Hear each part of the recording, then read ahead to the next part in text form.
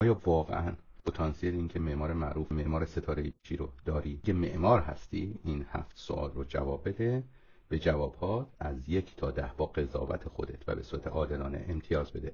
اگه مجموعت بالای 49 شد تو واقعا مسیرت درسته.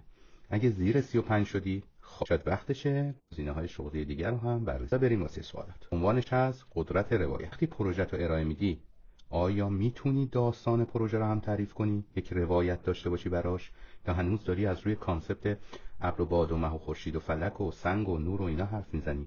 امتیاز 1 تا 10. سوال 2، جنرالیست بودن یعنی چی؟ یعنی آیا فقط معماری میدونی یا روانشناسی فضا، جامعه شناسی، اقلیم، مواد و مصالح، اقتصاد پروژه، ارائه، مقیاس انسانی، مقیاس شهری و خیلی چیزای دیگر رو هم میفهمی؟ امتیاز با خودت 1 تا 10. سوال 3، تحمل شکستی داوری مسابقه تو رو رد میکنه، روز افسرده میشی یا به سراغ مسابقه بعدی؟ مسابقه بعدی. امتیاز 1 تا 10.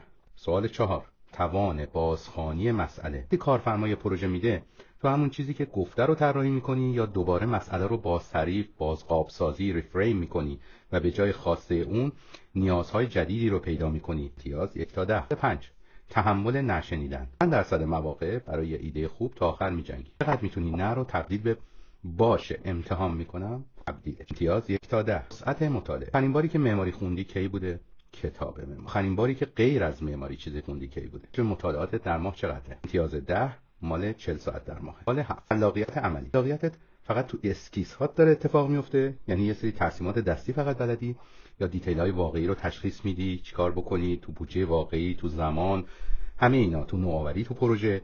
امتیاز 1 تا 10. نتیجه گیری. 50 تا 70 امتیازش مال کسیه که تو راه درسته، کاملا بجنگ، ادامه بده، این مسیر ماله. 35 تا 49 امتیاز که مواد اولیه رو داره ولی باید خودش رو جدی‌تر جمع و جور کنه، حرفه‌ای بشه، وسعت بده به خود. زیر 35 معمار شدن و معمار بودن هنوز ممکنه. بهتره دوباره فکر کنی آیا معماری عشق توئه یا عادت تو؟